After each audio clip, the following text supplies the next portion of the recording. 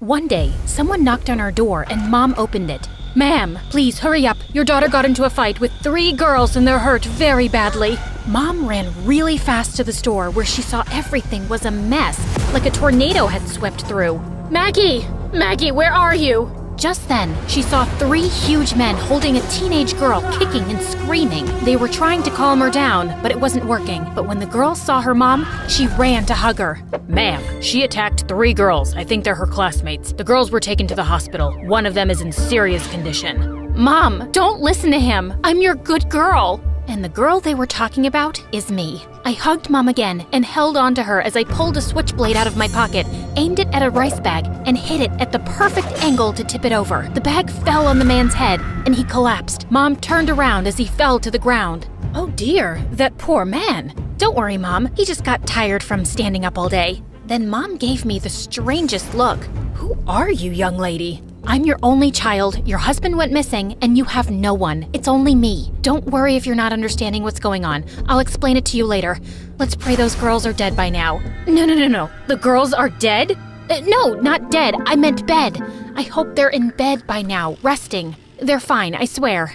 Then Mom burst into tears. I tried everything to calm her down, but she wouldn't stop crying. I slipped the big security guard a $100 bill and asked if he could give us a ride home. We walked out of the store, and then I realized we were surrounded by the bad guys. Yep, this mission was a disaster. I'm Maggie, and let's just say I have a special set of skills. But before I continue, please like and subscribe. Before I met Mom, I lived in an orphanage in a small town. I was pretty quiet and kept to myself, but I loved playing in the sandbox. I could build anything if I saw a picture of it first. I built sand castles, sand rockets, sand airplanes, and I even sculpted my favorite teacher. My sand sculptures were so cool, they got lots of attention. The newspaper even came to take my picture once. One day when I was 9, I'd been making a complicated new sandcastle for hours when 3 of the biggest bullies walked up to me. "Your stupid sandcastle is in my way, weirdo. Move it or else." "There's plenty of room and I can't move it, dummy. Plus, I was here first." The bully got really mad, then he and his friends smashed my sandcastle to pieces. "Tell anyone and we'll smash your face too." I cried like a baby, and I even told the nuns in the orphanage, but the bullies just denied it. That night, I watched a martial arts movie about a man that fought a dozen bad guys and beat them to a pulp. The next morning, as I was building another castle, the bullies came up to me and tried to push me around, but then I thought about the martial arts movie, and I suddenly started kicking and punching like a ninja. I gave 2 of the bullies a black eye and punched the big one in the nose. They ran off crying to the nuns. "She's a maniac. She's out of control."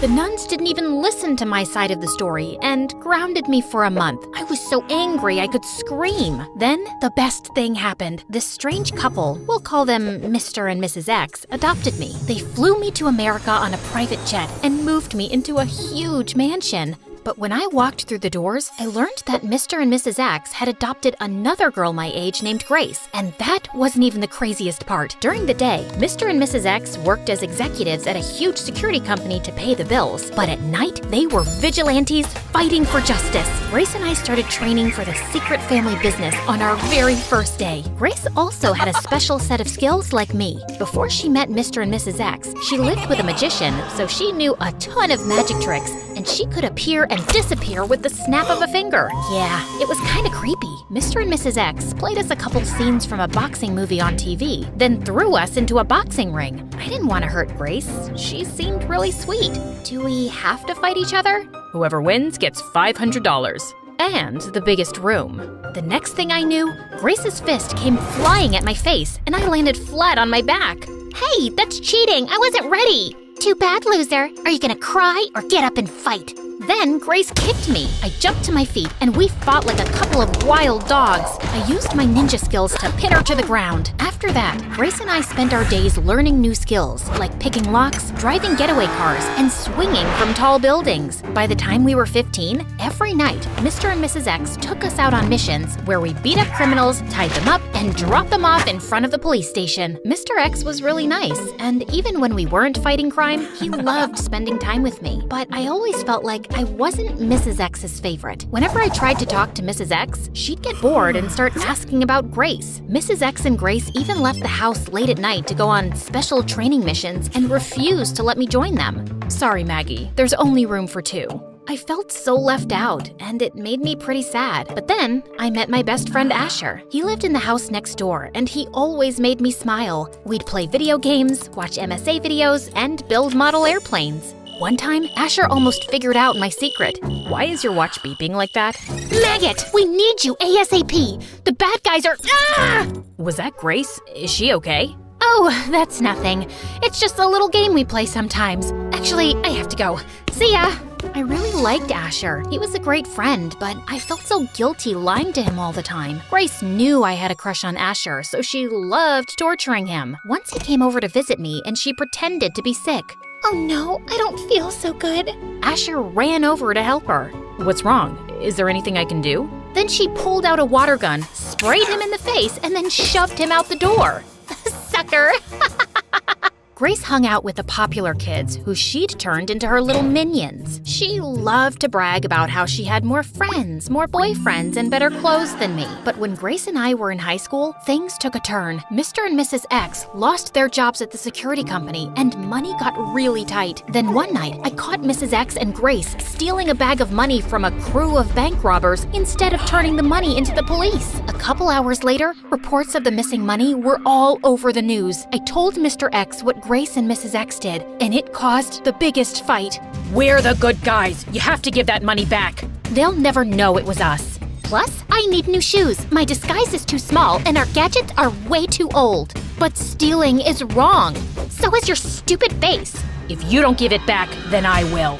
Mrs. X promised to give back the money, but the next morning, I woke up to a crashing sound. Then the police stormed through the doors. Mrs. X was gone, and she'd taken all the criminals' money and cleaned out all our bank accounts. The police told us that Mrs. X had been stealing from criminals and banks across the city for years and had framed Mr. X for the crimes. Mr. X and I were shocked and heartbroken, but I could tell Grace already knew. Of course she did. Later, I tried to talk to Grace. I know you were in on it. You and Mrs. X were so close, and you lied about your secret missions. Why did you two do this? Because we wanted a great life for ourselves away from you two. We had bigger ambitions, and now it's all ruined and I'm stuck with you. But I know she'll come back for me, because she loves me. She never cared much for you. But so much time passed, and Mrs. X never came back or responded to any of our attempts to reach her, and Grace grew bitter and angrier by the day. Asher and I tried to cheer her up. One morning, we made her favorite chocolate waffles. Look, Grace, we made your favorite breakfast. Are you and your idiot friend trying to poison me, you backstabbing jerk? Grace threw a waffle at me and dumped orange juice on Asher's head.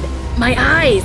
Then Grace tried to drown me with syrup. Dad rushed in to break it up. Luckily, Asher wasn't hurt too bad, and Grace was grounded for a month. When Grace and I turned 17, Mr. X fell in love with a rich woman named Miss Cherry. Now, when I say rich, I mean really rich. Like she owned 3 mansions, donated millions of dollars to charities, and even had a hospital named after her. And Grace hated Miss Cherry. She slammed doors in her face, gave her dirty looks, and refused to talk to her. I thought Miss Cherry was really nice though. Even though she was so wealthy, she was sweet and down to earth. We spent hours talking, and she loved helping me with my homework, and she even taught me how to play the piano. For the first time, I felt like I really had a mom. Soon, Miss Cherry and Mr. X got married. Mr. X was called away for a job interview out of the city, and while he was gone for a few days, Grace started acting really weird. She'd sneak out of the house late at night, and when I asked her where she was going, she'd snap at me. Mind your own business, loser.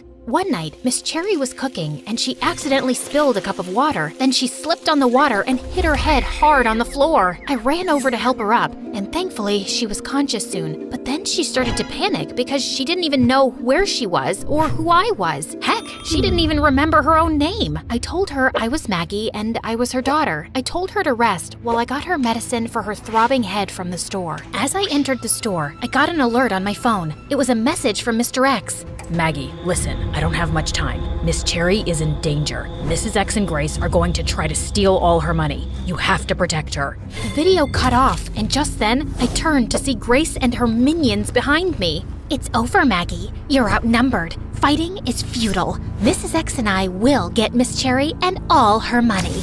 You'll have to get through me first. Grace and her minions charged at me, holding breadsticks like swords. We fought in all the aisles, knocking over a dozen displays, and food flew everywhere. By the time we were finished, the grocery store was destroyed. 2 burly security guards grabbed me and pulled me off Grace and her friends. Then out of nowhere, Miss Cherry appeared. Maggie! Maggie, where are you? So, this brings us back to the beginning. Miss Cherry took one look at me and the mess and got really confused and then upset, and I was trying to take her home, but now we were surrounded by the bad guys. Grace and her evil minions. Yeah, she'd called in backup, and there were more of them now. Grace had a big bruise on her forehead, her hair was all messed up, and she looked like a crazy lunatic.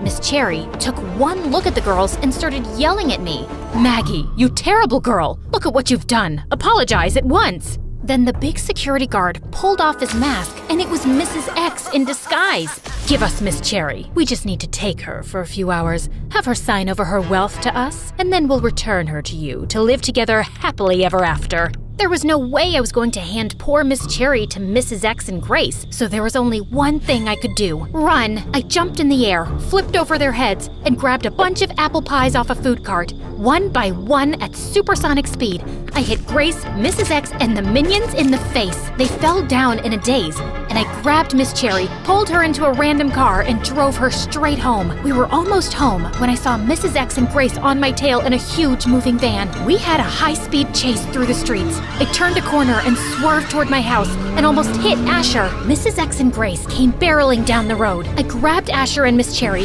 ran inside the house, and barricaded the doors. Miss Cherry sat down on the couch and took a nap. What's going on? When did you learn to drive? Before I could explain, Mrs. X and Grace jumped through the window. Surrender, you big loser! We won! Asher got so scared he dropped his milkshake on the floor. Grace lunged at me, slipped on Asher's milkshake, and lost her balance. I grabbed her, shoved her into a closet, and locked the door. Then Mrs. X grabbed Asher.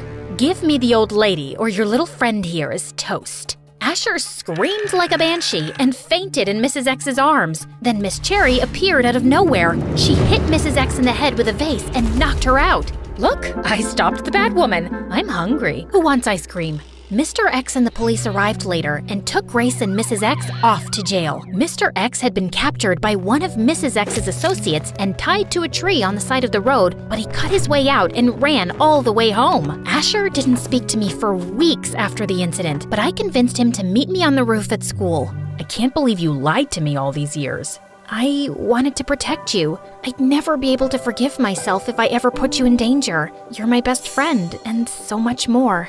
What do you mean, more? A lot more. I like you, dummy. Asher leaned in for a kiss. I couldn't help but giggle. I was so nervous. What's so funny? I've never kissed a boy before. I've never met a real-life vigilante. Then this should be fun. Put on this mask and hold on tight. I'm taking you for a ride.